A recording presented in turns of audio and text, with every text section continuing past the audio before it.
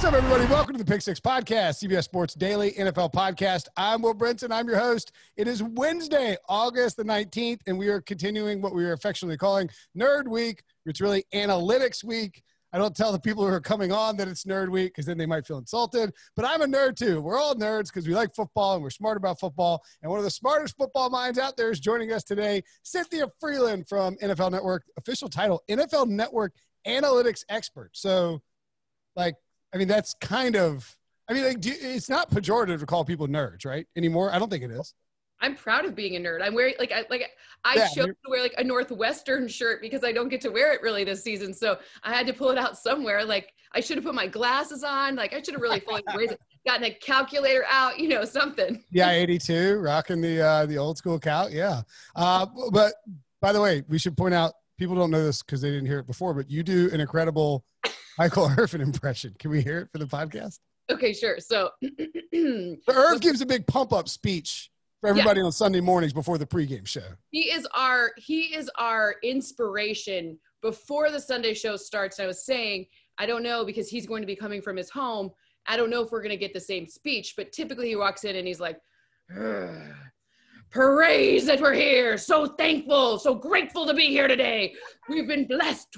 Let's make it the best show ever. Like every single time. So that's very good. That's a very good, if you were picking up people in a lineup who would do good Michael Irvin impersonations, I don't know that you would necessarily be the number one draft pick, right? But you do a very good one. I'm like that guy who you draft in the fourth round and like somehow gets you first round point. Like that's what it is about my impression. That's really all I got though. But it's better than any impression I got.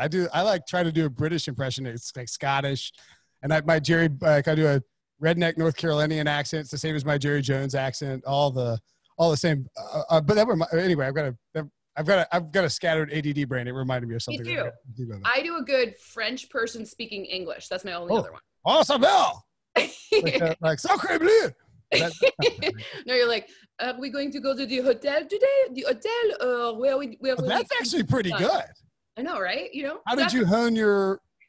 Did you go to France and like speak in English a lot, or what did the? So I grew up in Luxembourg, and a lot of people who were like trying to be nice to us who didn't speak at the time French. Most of my, I learned as a kid, but whatever, they would speak to us like that. So I thought that's how people spoke. So. That's actually awesome. How long were you in Luxembourg? That's crazy.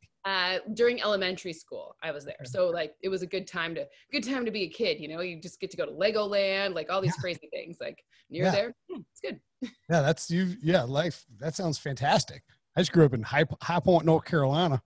We got a big chair, furniture capital of the world. Okay, we're not doing a very good job of analyzing football, but we can try. Wait, follow Cynthia on Twitter at @CFreeland and watch. Do you start I can't ever keep track. The NFL Network pregame show starts at like 4 a.m. Eastern time at this point, right? It's been backed up an hour each year over the past 10 years, where it's now you're just going to start at midnight. Is it 8 a.m. Eastern time?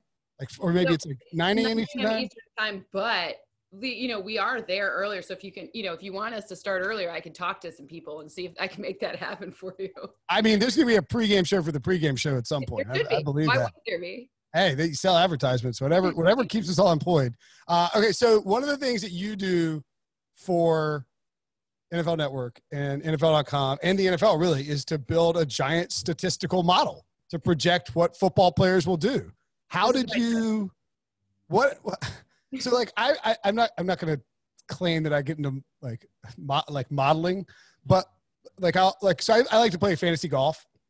So I'll use Fantasy National as a site that you can take, and this is very basic level stuff. Like I'm like picking stats and then using sliders to determine percentages. But that's kind of statistically modeling, right? Absolutely. It's really about, think of it like making cookies, right? There's all these stats out there. Think of that as like the ingredients, like the flour and the sugar and whatever. And my recipe is like my proportion of flour to sugar to butter to whatever, right? Yours can be a little different from mine. And you never know, right? Like which one's right? Luckily with football, sometimes you get to be right, sometimes you get to be wrong, but it's really about refining that recipe. So you keep trying it and fixing it and tweaking a little bit here, tweaking a little bit there, just so you get the right amount of the right blend of everything. And that's the model. So you're totally right. The sliders, all those things. Really okay. So when you're trying to build I'm just because I don't know. I mean, I'm sure that most of the people who listen to this podcast are smarter than me, but I bet a lot of people don't do analytics. So when you're building out a model, how many different factors are going into it? I mean, are we talking like hundreds, tens, and is it long-term, short-term?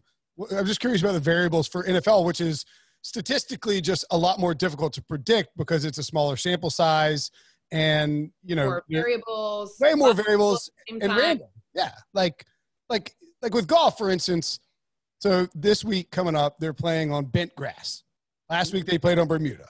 You know that certain guys putt better on bent grass than on Bermuda, and they like and the courses is set up in a statistical way. Now, random stuff will happen, but football, you have insane amount of variables in terms of coaching, offensive line, and all of that. So what sort of things kind of factor in for you?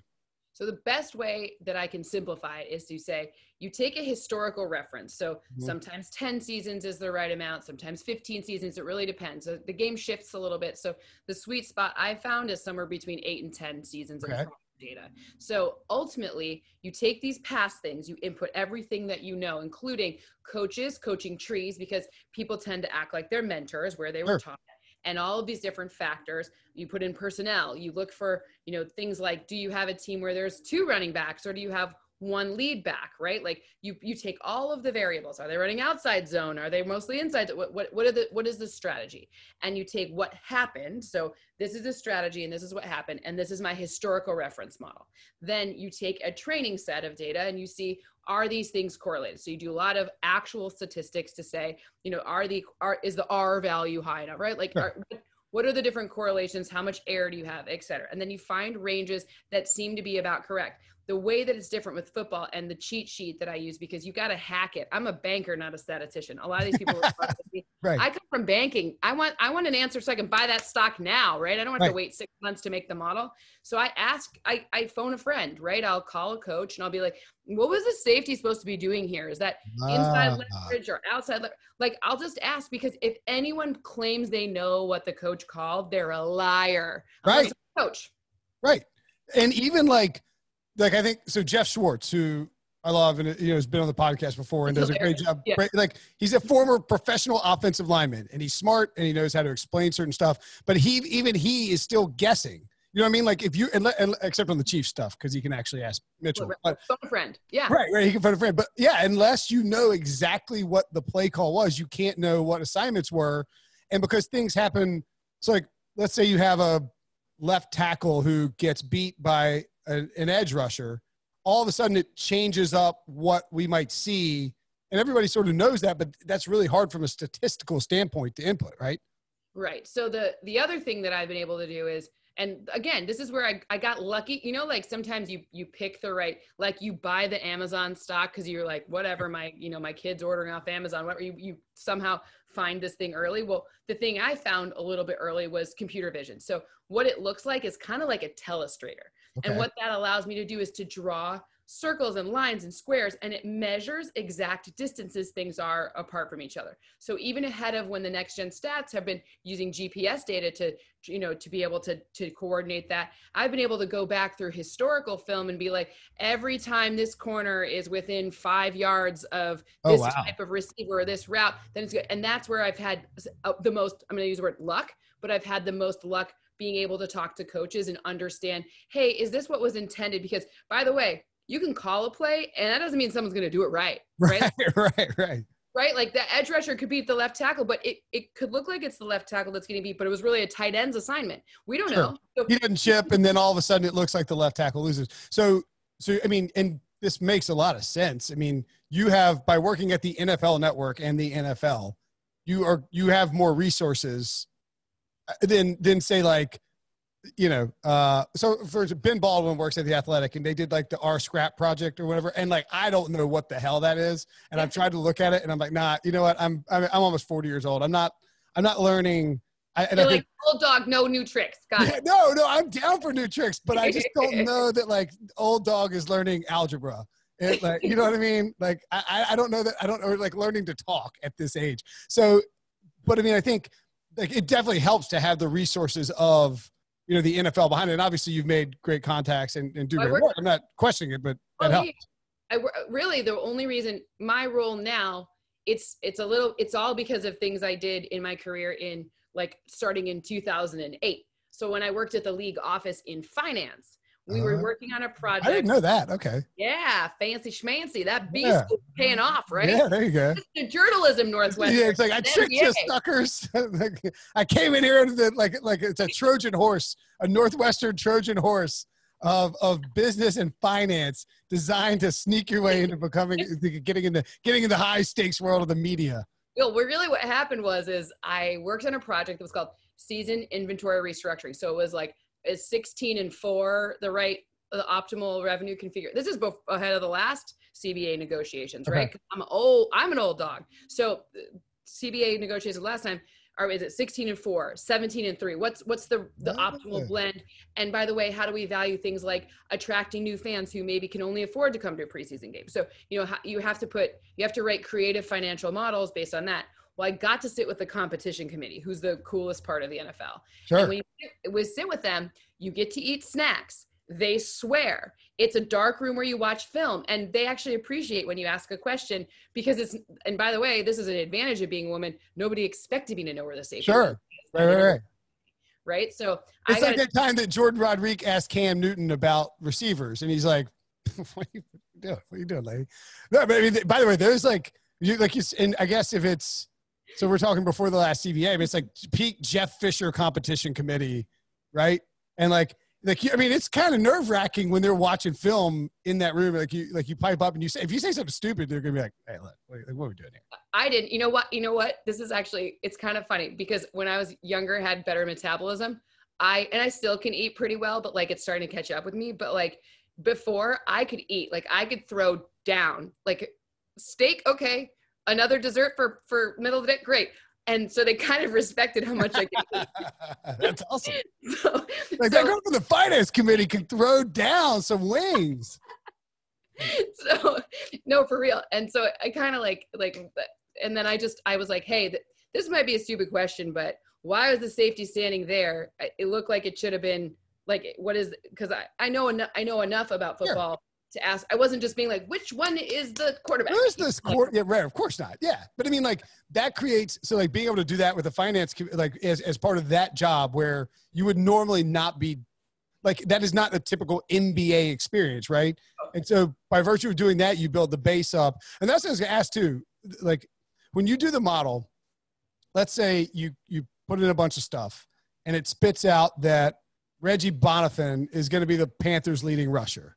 Like, you know what I mean? And that's an extreme, obviously, but right. The model is broken. So, right. So here's a more relevant example. You try to find things, you want to be unbiased. The best part about analytics is the lack of bias. Like I can't look at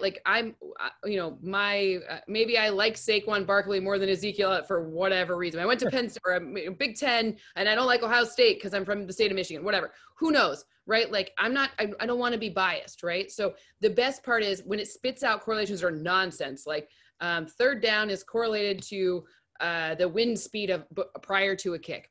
That stuff's not. Like you have to go through and the eye test has to match like what the math is, right? So you got to ask you have to have your phone of friends. And by the way, there's lots of different models and they're not all named after old school rappers because again, I'm old and I like to pay homage to that. Wait, I don't think wait, what is your model named? I don't think we. Oh, there's tons. So you name them all after old school rappers? Mm-hmm. Like ECE has been like my like low key like favorite one, but Q-Tip, that one's been working really well. Most of the stuff that like the game score ones, that's Biggie because I'm big ups to Brooklyn. Right. I don't know. And so we've got two. Is Amy Trask aware of your model being named Eazy-E, by the way? If not, you should DM her. I should tell her. You should tell her. Yeah. So wait, all right. So like when you say the different models, so like Q-Tip versus Eazy-E, are they both going to the same goal with different inputs? Is that what you mean? Or are they just for totally different things? Totally different things. Like one is player production, other is schematic. They all work together because think of it like how you would value stocks in the stock market, right? Like you kind of have to have a different model for tech stocks than you do for like car stocks because they run on different fundamentals. There are just different things that drive each one, right? So and here it's like, okay, there's draft ones, there's, college transitioning to, okay. Gotcha. All right. There's just lots of different ways to kind of look at it. So ultimately you got to have some different models to figure out the different ways. And then, by the way, if you want to do like a really good job, and like, this is my OCD coming in, you also have to have the model that's totally AI, which is like, no, I'm not, I set up the parameters and then I have it look for its own like clusters of information, and that's actually super fast. That's where but that's sometimes where like third downs related to wind speed or whatever. You're like, no, like that's not. But no, computer, that is not how football works. Right. Interesting. But you have to have something that's unbiased so that you can keep getting to, because you can think something and you could like, I know I have this like big theory on like why I'm drafting Baker Mayfield, like why I'm waiting and to draft Baker Mayfield, because the thing to beat everyone with Baker Mayfield. And I could like sell myself really hard on that, but like, sure. Like, what if he sucks? Like what if he can't execute? Okay. All right. Well, this is literally my next question. Perfect. So great segue. I mean, all right, let's take the Browns as a specific example. So this is a pandemic offseason that has to make things, I assume, harder. Yes. And so my working theory, and I'm not alone on this, but that like teams with head coach, quarterback, offensive coordinator, and offensive line consistency are going to be better, especially in the first probably 4 to 8 weeks of the season. Okay, there we go. Wow, look, I went with 4. Yeah. Maybe I'm living in a simulation. I'm a model. I didn't know it. No, but like I think the first 4 weeks of the season, teams, especially offensive line and quarterbacks, but so I don't know what to do with the Browns, because I agree with you. I really like Kevin Stefanski. I think he applies analytics to football. I think he's going to do the opposite of what Freddie Kitchens did, which was try to reinvent the wheel by combining the air raid and whatever else in Baker's, like the spread and the air raid. Like, just don't. What are you doing? You don't need a new offense. Somebody would have combined them already if it was that good of an idea. And I think Stefanski's going to get back to basics and run. Bill Barnwell said this yesterday on the show. I believe he thinks we'll see a lot of outside zone, and I think we're going to see some RPOs, maybe later on in the season, but a lot of bootlegs and play action. All play action. Look what he did with Kirk Cousins. Right. And it is very obvious. Like Kirk Cousins, if you look at you don't need an MBA from Northwestern to figure this out. You need like a Sports Info Solution login, and you can like plug it in and see that Kirk Cousins is great on play action. So why not play to his strengths? I guess, how do you model the Browns in this offseason where we might like them a little bit more in a normal offseason? And what, like, does that theory hold water with the consistency? And I guess, what do you think about the Browns? That's 3 questions that could have been asked better. Sorry. The first, like, I'm going out of order, but the first one is welcome to the podcast. Whatever. I've got the good ADD too.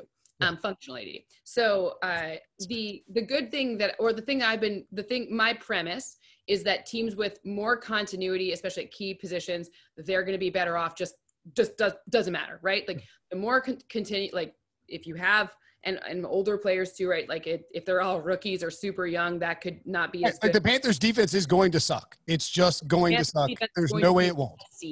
Which helps Christian McCaffrey's fantasy value. So it works out. But ultimately, look, it's continuity. Like the Chiefs are in a great spot. Their secondary is a little bit dicey, but every other piece is fine. And then the new piece, Clyde Edwards-Helaire, because of Damian Williams opting out, like running backs have a shorter learning curve historically, especially running backs that come from offenses that take X amount of snaps, of which LSU took beyond X amount of snaps. So things like that, running backs are quicker to learn. Pass rushers, quicker to learn. Things like corners and safeties, they tend to be a little longer. Linebackers who play primarily in coverage, longer learning curve. Outside like tackles and tight ends, depending on how they're used, blocking schemes take a bit longer to learn. Inside, guards and centers, they tend to go a little bit faster. Just those are over the historical tendencies. Well, but I mean, a lot of that is just like C-ball, run ball, C-ball, like C-ball, tackle ball. I mean, like if you're being aggressive and just an easier responsibility, that typically speaking, you're going to have less. I think that Clyde Edwards-Helaire thing is really interesting. So is it like you see a correlation between running back success and snaps the previous year, or full college snaps, or what is it? So I do it as number of snaps. So like if you kind of break down, if you got to go outside, inside, and then pass catches, like just let's make it 4 or 5 things, right? Okay. Like, and then do it like a resume. How many times have they done it? And then how many times have been successful with it? Because sometimes a lot of volume can be to your detriment, can be bad. Sure. Remember, like everyone thought Derrick Henry was going to have no tread on the tires left because he played like a bajillion snaps. They didn't play a very complex offense though at Alabama. So how many different looks, how many different, pass situations is the running back in? Because then they're typically asked to block. How often do they block? These types of things, those all project for how quickly they'll transition to the game that they're in. Remember, depends on the use. You go to Andy Reid, you need to be able to catch passes. You got to Andy Reid, you got to be able to run inside, outside, any sort of scheme. And by the way, you have to be able to handle that Patrick Mahomes is going to make decisions that fast, which everyone does, right? So it's the resume match is a really nice fit. So it goes fast. Like Jonathan Taylor's another one who's a good resume match. He might not be great like fantasy pick, but like he's going to have because of the Wisconsin, what he did at Wisconsin, it matches what's likely. It's almost identical to what they want to do in Indianapolis, and he has Marlon Mack there, so he's not going to be asked to do everything right away. He's not going to be asked to do the thing that's not his thing. You know what I mean? Yeah. So it's not right away. So he's not a good pass catcher either, by the way. And they have Nyheim Hines too. Like they're not going to ask. He is a good pass catcher. They just didn't use him in Wisconsin. And like Paul Chris tried to use him more his senior year or I guess his junior year to help him get ready for the NFL. But they're not going to throw him out there as like, hey, buddy, you're on third down every time. Better pass block and catch passes. Like they won't do that. Right. And they don't need to, which is great because then he'll be able to earn those. He'll be able to start seeing the vision and figuring it out. Right. And like, remember, defense is a process of elimination game. So defense will look at the offense and they'll be like, it can't be X or Y. And then, well, okay, don't use X or Y because those are receivers. It can't be thing 1, thing 2, right? Then they'll see a little pre-snap motion or not. Oh, it can't be whatever. So defense really has a big, like the Steelers have a big advantage in the first few weeks because their defense is just nasty. Yeah. So that's helpful for them. And they're all coming back, relatively all coming back. And especially like, you already got that Minkah Fitzpatrick getting acclimated to their system. So those are big advantages for teams with really good defenses. So that leads me back to the Browns. Yes. Which was really your question. Good job. I was like, what were we talking about? Where were we? No, I think that I think the thing about Baker Mayfield is if you go to see where he has had success, when he was kept clean last season, he played significantly better than when he was under pressure. He was always under pressure. When they did a lot of calling the same play over and over again, which that strategy, that's been one of the things this offseason, well, this COVID that I spent a lot of time on is what happens when you call the same play twice. And because it either works really well, see 49ers, or it works really bad, like see Browns. But the difference with and no, you're 100% right. Because I like when I play Madden, I do this. I'm like, oh, that play worked. I'm going to run it again. But defenses, like you said, they work on process of elimination. Well, they also key in on certain like visual things. Right. And the 49ers, the whole point is that like everything looks the same, and it might be a similar. Right. But like it might be George Kittle leaking out on play action, but it actually looks like an outside zone run or something like that. Whereas the Browns were literally just running same plays over and over again. Yep. It's like, we got this one. Yeah.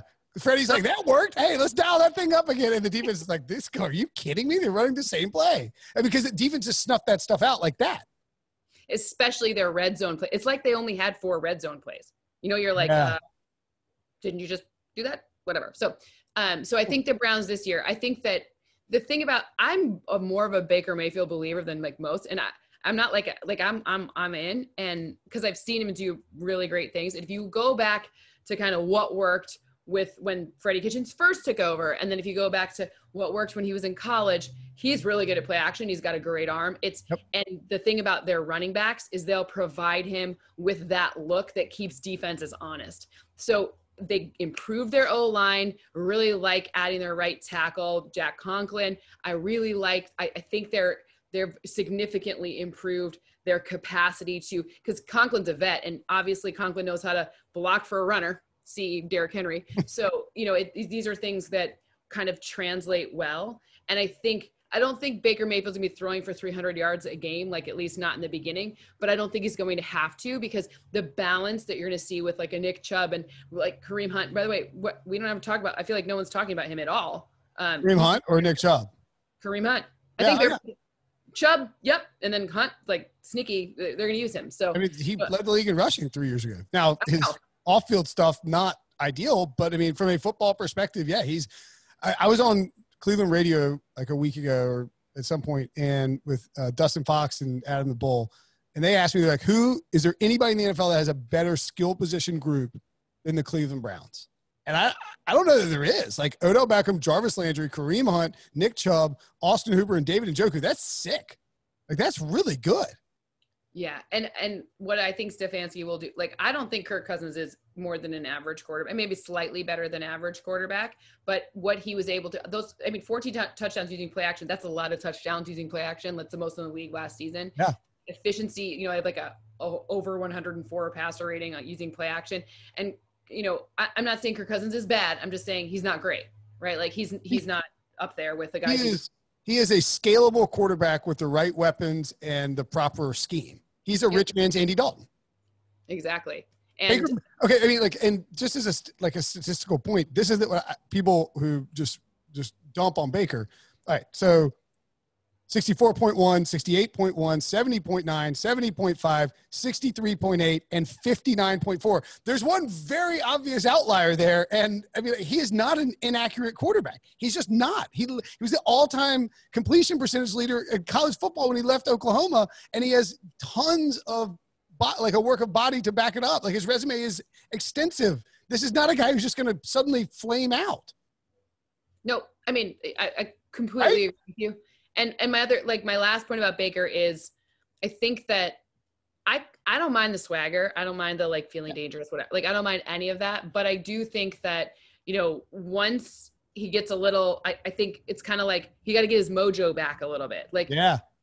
Once he gets that mojo, we could see on fire Baker easily. And I'm a little, their secondary is a little suspect to me as well. So I'm like, all right, well, what are we going to get from so perhaps you'll have, we got a good pass rush up front, but maybe he'll have to throw for 300 yards later in the season. In my fantasy, whatever I've convinced myself up will turn out. Okay. All right. And by the other thing Baker didn't do, I like to call it the GQ/Mina Kimes interview. He didn't do that this offseason. That's good. Let somebody else do it. It doesn't work out. And Mina's great. And GQ is a fantastic magazine. But if you're doing those interviews, there's going to be a target on your back. GQ, if you want to do this interview, because I'll be coming to you live from my living room, so the target will be hard to get. Yeah, that's right. Yeah. I don't know that GQ's listen, man, we've seen the setup back there. You got a garden gnome and an NC State helmet. Nobody's doing this. Okay, we're gonna take a quick break, and we come back. Maybe Baker Mayfield could be a sleeper for most passing yards in the NFL. Okay, so in your model, you created, and this is up on NFL.com right now. It was posted the last couple of weeks, I think. Yeah, like late July, and you broke down. Oh no, that was the Browns. Excuse me, I screwed that up. I looked at the wrong thing. When did the projections come out? I'll look it up. It's great. A week ago. I don't know. A week ago. I was I thought it was sooner than that. It was recent.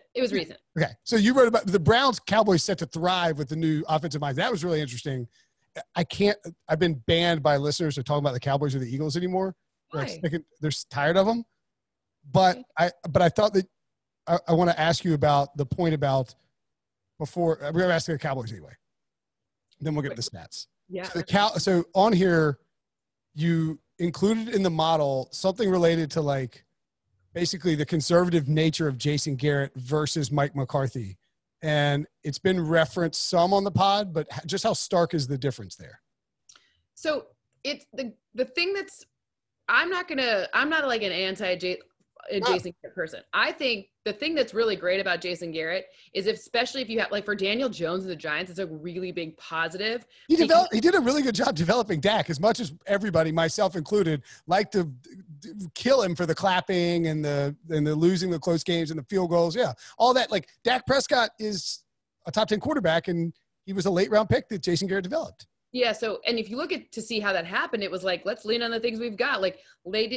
Dak Prescott didn't attempt a deep pass outside the numbers until I don't know, I want to say 8 games of starting. So he created a path for Dak to be able to ease into it, which is honestly one of the best things that you can ask for, especially we saw how accurate Daniel Jones was when he had time to throw last season. So sure.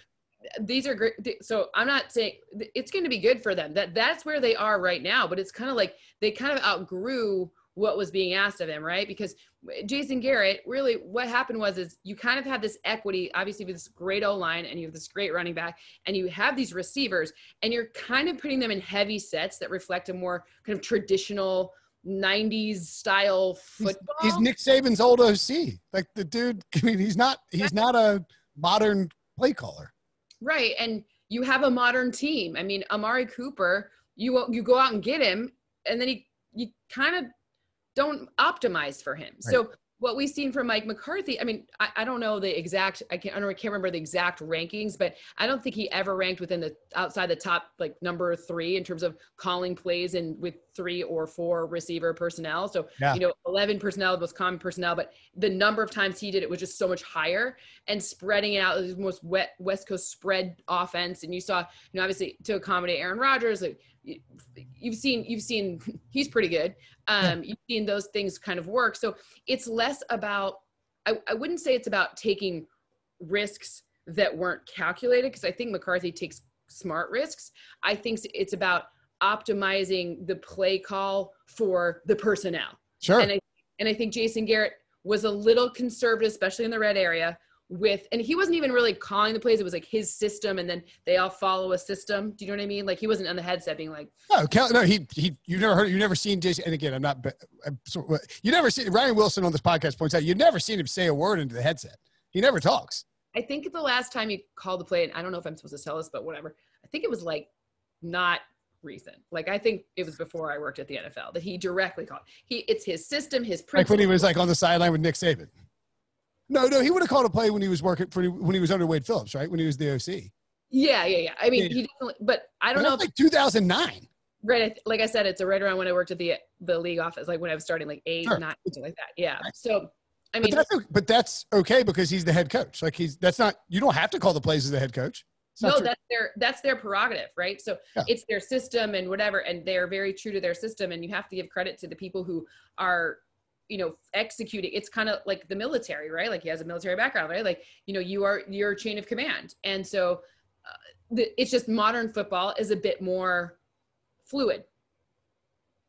Yeah. No, you want to be different. And McCarthy's going to call his plays. No, I mean, look, you get Jason Garrett as a good, I can't believe I'm propping up for Jason Garrett. I'm sort of backing down here. But I do think that he gets a bit of a raw deal, and it is like a running gag. Like we like to pick the people we make jokes about and do that. We do it with Blake Bortles, do it with Jason Garrett, et cetera, et cetera. Anyway, so back to the. But that's actually interesting for Daniel Jones. You think he maybe low interception rate, probably cut down on his fumbles, ask him to make easier throws, utilize the personnel, run Saquon Barkley a bunch. I thought until the opt-outs happened, I was on board. But now with Nate Solder gone, that's a really big loss.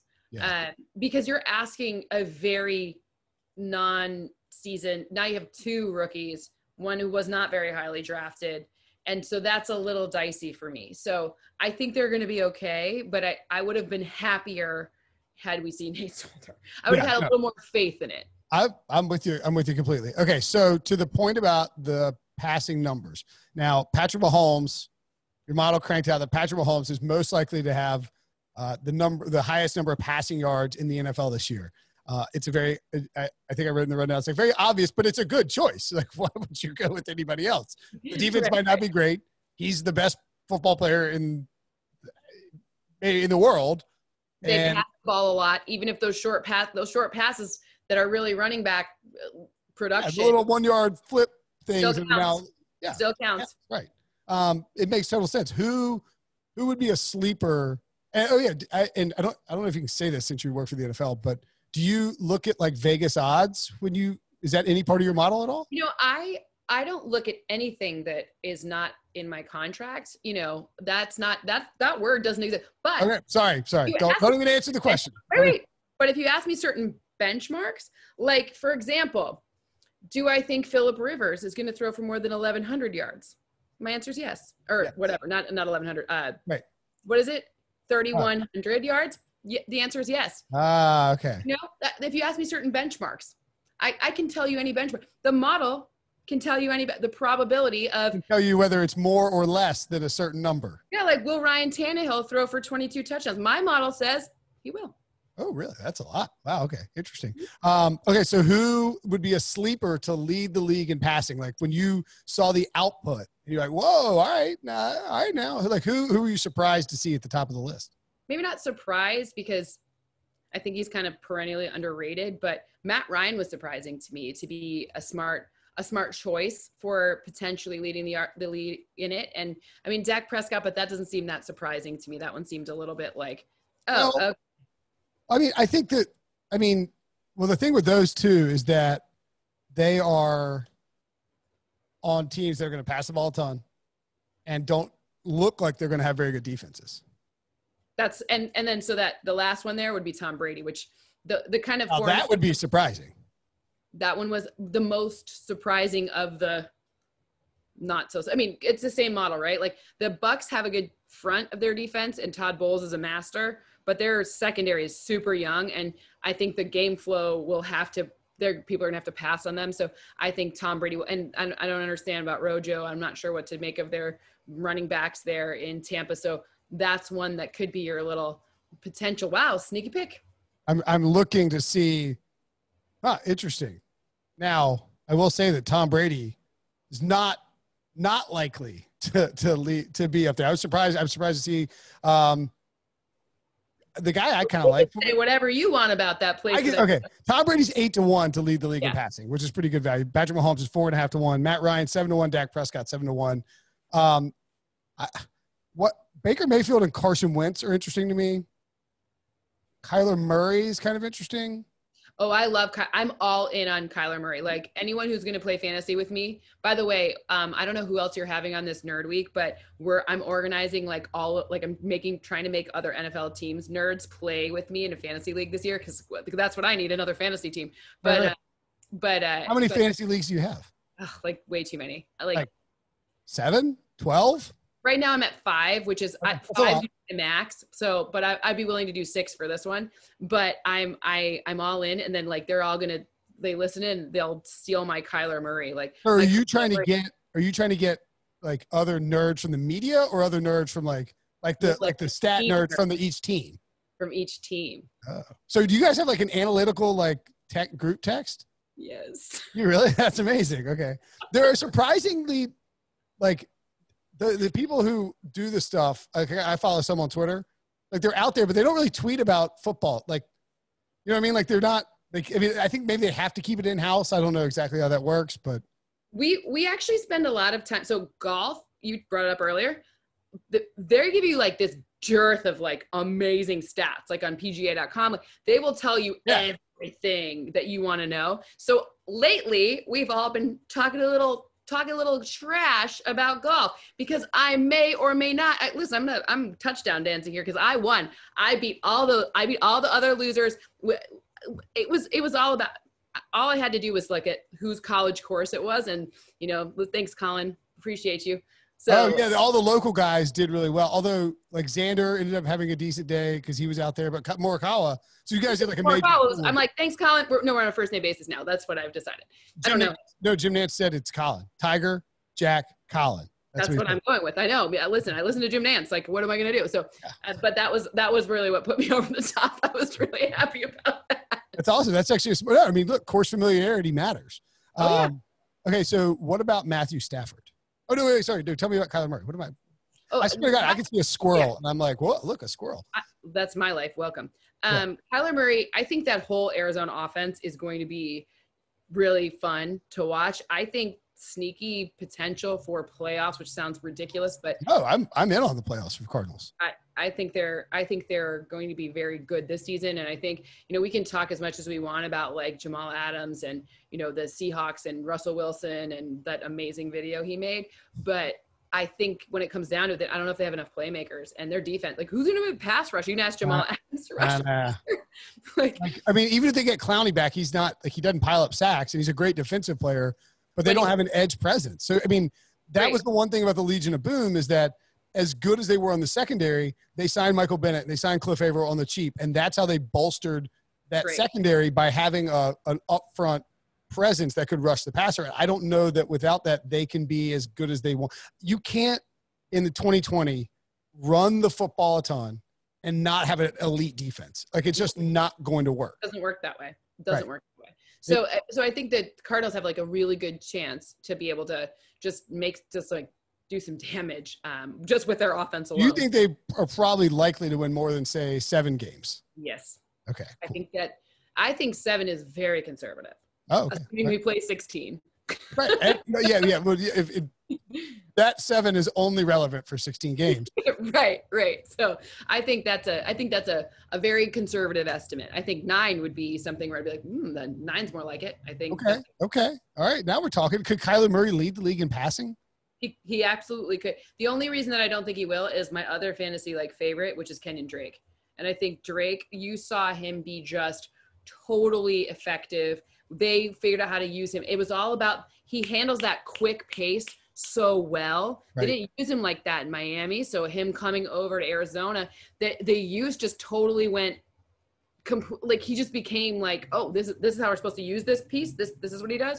So I think Kenyon Drake, that's the one who could probably win your fantasy league, because I don't think people will be drafting him high enough. You can probably get him in the second round of your draft. Early second round, yeah. Although I think now he's moved up ahead of Chubb in a lot of draft. I hope that by the time I draft, that's not the case. I want Drake. Drake's a stud. Hey, he's a stud. I think he's great. But it doesn't work. I think people will be a little hesitant to buy in.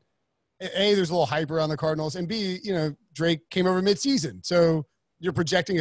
I'm saying that's why you can get a discount. I agree with that. I think he's a great player. Yeah. Would you take him? This is going to be a big step forward for Kyler Murray too. I think it's going to be. I think he ends up top 8 amongst quarterbacks in fantasy. Okay. I think he'd be number 1. I legitimately believe that. I really do. He could easily be that. I mean, like I said, the only reason for me not thinking so is the division that they play in is a little less pass happy than some of the other. Their schedule is a little less pass, meaning the other teams, right? So the other teams rely on the run a bit more, like San Francisco. So that's 2 games where he's not going to necessarily need 300 passing yards to win.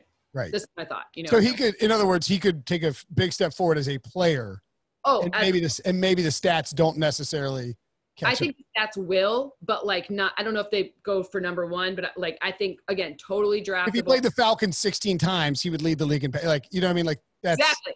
You don't get to do that, right? You have to play good defenses multiple times in that division. Exactly. You have Jalen Ramsey, Richard Sherman, and Jamal Adams. Right. Okay, so you're just leading me to another question. Make it much easier. Le'Veon Bell projected really well for you. It's a little surprising, right? Kind of, but also kind of not. The first reason the Jets really didn't address. Okay, so Denzel Mims, who may or may not be injured as of the time we're talking about this, who's going to catch passes for them? How many times can you go to Jamison Crowder? Because a lot. You're 110, but you're going to end up with 800 yards. Right. Or 8 yards, right? Jarvis Landry in the days of Miami when Adam Gase was play calling, it was did he even get you a positive yard, or do you have to take the negative despite the catch? And that's 1 for the PPR, but minus whatever. So, I think that Lev Bell will outperform where people are projecting him. I think people are kind of out on him, and they're oh, he's really good. He's being lumped with David Johnson. Great. I'll take Lev Bell every day. Yeah, for sure. Yeah. So that's where I think using the passing game, and also they have Frank Gore, and you forget or don't forget, or depend. I don't know what people think of that, but Frank Gore is older than you and me combined.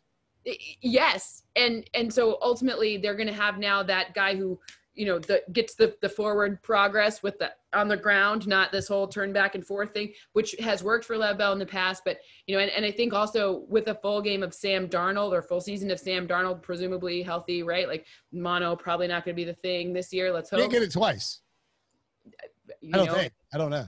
If he gets mono twice, that's the funniest thing ever. If he gets mono twice, your colleague Kyle Brandt better not name check me for talking about my mono on NFL Network when I never had mono, nor did I even mention mono. I wake up in the morning, I'm watching TV in my living room, and I hear Kyle Brandt's Andrew Perloff and Will Brinson won't shut up about their mono. I'm I didn't, what is happening? The whole world thinks I got getting text. People thought I got mono. I had mono in college. A lot of people had mono. It's a cool. You're like, yeah, add mono. Don't worry about it. It's not cool. It was not cool. I wasn't even like, you're supposed to be kissing people for it. I wasn't even kissing people for it. I just That's with a bunch of people. It wasn't even a good story. I just got mono. It's can't even humble brag about having mono. Okay, so rookies who might perform well. Michael Pittman and Henry Ruggs pop for you. What led to them being so high in terms of your model? It really was opportunity, right? Like if you look to see with Pittman, it's, you got Phillip Rivers who knows how to slang it. And then you got T.Y. Hilton who sometimes he's not healthy. And we've seen that. And you see his height and the way that Phillip Rivers has worked with receivers who profile to run the routes that he is going to run, then that's a good fantasy number. It's not a top, like you're not going to draft him, in the top 2 rounds or whatever, but it's someone to consider, especially for your dynasty leagues where you can keep them for years. Okay, so sorry not to interrupt, but like with dynasty, how do you model out the longer term? Like what sort of inputs? I mean, what I'm saying? Like, do you think there's a wide variance between who you would take over the long haul? Because personally, I would take, so for 2020, I would rather have probably Henry Ruggs than CeeDee Lamb, but for the next 10 years, I really I think CeeDee Lamb is the best receiver in this class. So I just curious how that projects for you differently. So to me, it really just comes down to some forecast for continuity. Like Pittman, you don't know who his quarterback is going to be. Gotcha. So that introduces a large unknown. It's one of those things where what you could do is you could take him in the later round and then see what nets out the quarterback position and then decide. It just increases the scale of probability, basically. It just makes the variance just way bigger, right? Like Jerry Jeudy could end up CeeDee Lamb, Jerry Jeudy, or Henry Ruggs are one of the 3 best receivers, right? We don't know which one, right? And you're discounting Jerry Jeudy because Drew Lock doesn't seem to be the type of quarterback that's like going to have this kind of storied future. Same thing, Henry Ruggs. Like we were hearing things that Gruden loves Mariota. I don't know if I believe that, but now the latest buzz is that Gruden really loves Derek Carr. Sure, and then tomorrow, you're not NFL Network. I don't know who said it. Perfect. And there's that receiver from Edwards from South Carolina. They pretend they love him now too. I saw a report so just don't believe any of that yet. So my question, that's why to me, CeeDee Lamb becomes the guy for your dynasty league that you really target because Dak is going to be there. Like they're going to figure out a way to get Dak in at some point. They're going to pay him. It's going to happen. Right. Okay. Yeah. So it's really about certainty, right? Like there are some things that are really uncertain, like quarterbacks in, both in Indianapolis and in Denver for different reasons, and Las Vegas for a number of different reasons. One guy got to go babysit 9 kids. The other guy might get benched for Marcus Mariota. The other guy has started 5 games in his career. There's a lot of uncertainty, whereas Dak will at some point be signed to a long-term deal because the Cowboys aren't presumably morons. Presumably. Yeah. I mean, I don't think they are. I'm going to say no, they're not morons. No. They've got some good players. They managed to pay for all of them. Yeah. Except Byron Jones. They didn't pay for Byron Jones. It's really easy to win with the good players. It's easier to win with the good players. Not really easy to win, but it's easier to win when you got the good players. Don't need a model to tell you. Don't need a model to tell you that. Model says. Yeah. So, all right. So last one. Actually, did any other rookies stand out when you were trying to think? So I like a loaded class. It's a great class. Yeah. DeAndre Swift, who plays in Detroit. That's one that I might be like, if you get Kerryon Johnson, you're for sure handcuffing with him because Kerryon Johnson has had some injury concerns. But right. I think they might like Swift more than they like Johnson. I would agree with you because they just drafted. You follow the money and follow the draft pick. Now, granted, both guys came from the SEC and were drafted in the second round by the same GM and coach. But if you draft one guy in the second round and it doesn't work out, and then you dip your toe back in, it probably means you like the other guy better. I like Swift too. There's Georgia running backs. Something about them. They're explosive. Something about them. Just need to stay healthy. I know.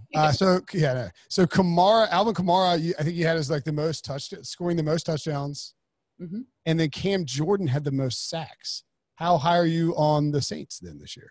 I'm very high on the Saints. I think that division is going to be, even the Panthers who have more of running back, obviously Christian McCaffrey's running back, but I think the amount of passes that are going to happen in that division, remember they play each other twice, is just ridiculous. So I think that's part of why everyone from the NFC South faced more passes in my model, have them facing more passes. So that's why Cam Jordan had more of an opportunity to rush the passer than other. Oh yeah, that actually makes sense. Who are similarly situated. And then, on the other side of every the ball, single quarterback in that division is going to throw 600 passes, maybe. I mean, if it's not that, it's close, right? Yeah, like 500 to 600 minimum, I would think, because the Falcons have no defense. I mean, the Panthers have an even worse defense. Those teams would both be thrown from behind, and they can score with the passing attacks. And I mean, Breeze and Peyton like to melt the clock by throwing the ball, and Tom Brady, they don't have a running game in Tampa. Yeah, and their defense is suspect too. So I just think there's going to be that whole division is the passing division for me, and because of that, then you're going to get more opportunities, and you're also going to get more. I think it's going to be a higher score. Like if you're going to look at the average scores of games for those teams and points allowed for many of those teams too.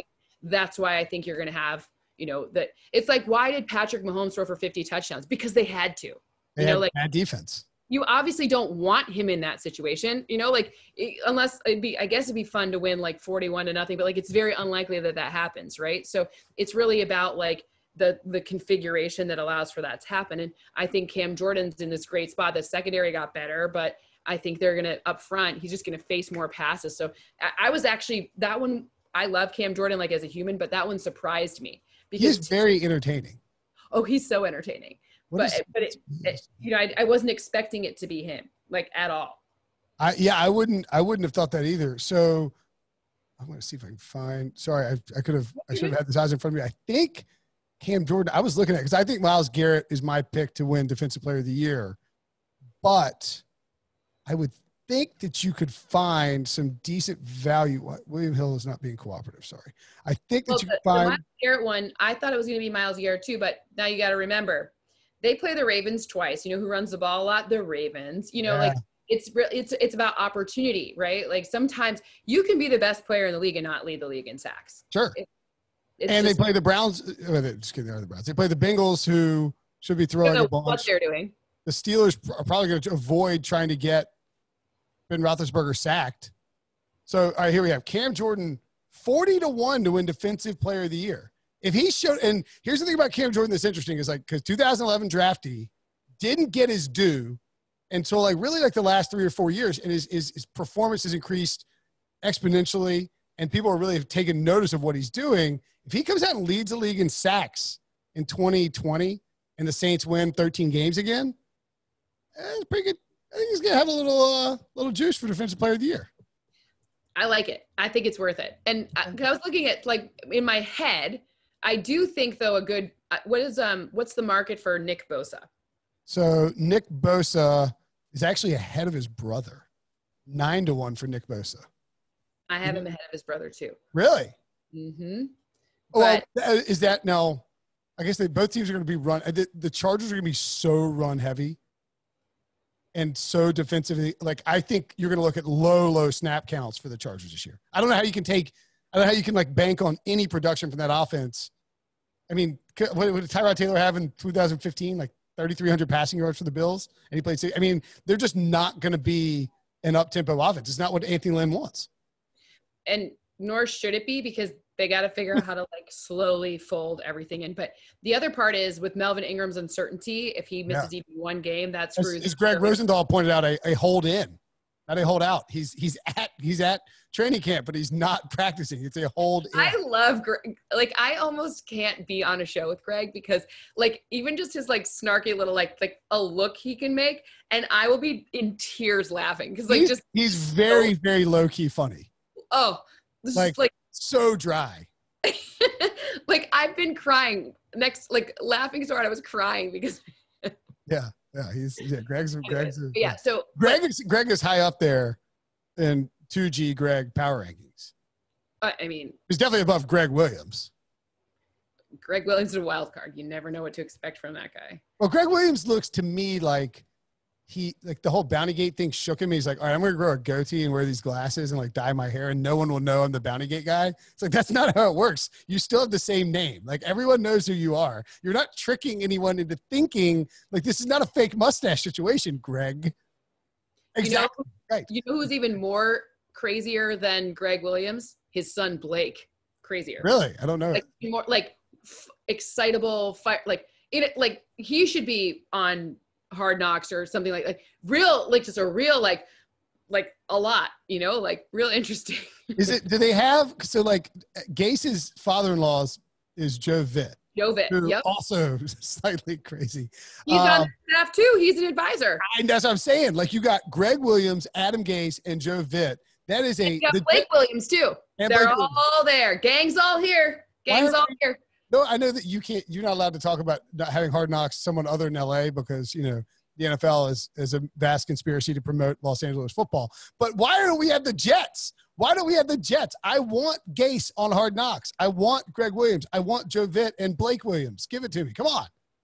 You know what? I honestly think the next, like if they ever wanted to do, and I never want them to stop Hard Knocks, let me be clear. But if they ever wanted to do like the most ultimate Hard Knocks, like maybe the finale, they should just pick there's 10 or so people who would be fun to just watch, because some people are just not that exciting, right? Or they have to try hard to make them. Then there's other people who are just so Gase is very low key funny. I'm doing a lot with the Jets. I do have to do preseason and testing this analytics sideline thing with them last year. And then, and Gase is he's just funny. I don't know if sometimes I don't know if I'm laughing with him or at him, but I can say that because we're there, but he's got this weird, it's hard to explain. The way that he's funny, but you don't know if he's never know. Yeah. You don't know if he's he thinks it's funny or if he does. It's very, anyway, we've gone off on a tangent, which is what? Well, no, here's my last point on that. So, all right. When I'm built on tangents, tangent away. I like tangents. I'm from East Lansing, Michigan. Well, Okemos, next to East Lansing. Nick Saban was the coach at Michigan State when I was there. Dean Pease was the defensive coordinator. Dean Pease's wife, Melly, was my volleyball coach. Wow. So, right? So I feel like I'm a Saban disciple, obviously. Absolutely. I've been coached by Saban ipso facto osmosisly. That's the word. So Adam Gase was a college student at Michigan State when I was a high school student and I was taking math classes. We were in the same math class. So, no way. Did you know, have you known each other? You know what I'm saying? When you, have you been in touch because you worked in the NFL? So do you know it or is it wait, were you in that math class? Or is it one of those things? It was kind of well, I was 15. Right, so. right. Yeah. And he's oh my God, this calculus sucks. Well, I mean, it's just funny when those life happens. Of course. Right. It's just very funny. So I feel, and he's one of those, first of all, the only things I will say about Adam that everyone should know that nobody knows, he is a wonderful dad and he's a great girl dad, which that's cool. It's so cool. And he's his kids wear the quarterback thing. Oh, that's and cool. During the games, if you ever see they look up at the thing and they'll have the little playbooks and they'll have actual plays, not the ones they're gonna run because Adam is paranoid that Bill Belichick will somehow find it, but kidnap his kids and take the armbands or something like that, right? But it's there's some plays on there with the real things and the kids will be they'll be it's very cute. So it's really sweet. So he's a great girl dad, supports his daughters gymnastics and all of this stuff. So I have to give credit where credit. Sorry, Robbie, can you say hello? The iPad has how you doing? Can you say hi to Miss Cynthia? That's Miss Cynthia at school. Okay, good afternoon. I'll be downstairs in a second. I'm coming. I have to finish my podcast. Oh my gosh, that just made my day. All right, we'll go plug it in with the red cord. Okay. Well, I guess the podcast is over then, since Robbie has showed up. You gotta sit down and be quiet for he's so 30 cute. seconds. Sorry, Cynthia. This happens on a regular basis. Hey. Listen, it's the perils of working from home. I love it. Oh, does that feel good? All right, go downstairs, count to 30. I'll be right there. Okay. Count to 30. You have 5% left. All right, anyway. Cynthia, thank you so much. Awesome show. Great talk. I appreciate it. Sorry for the interruption here at the end. I'm sure. Why? I love it. Good luck editing that, Debo.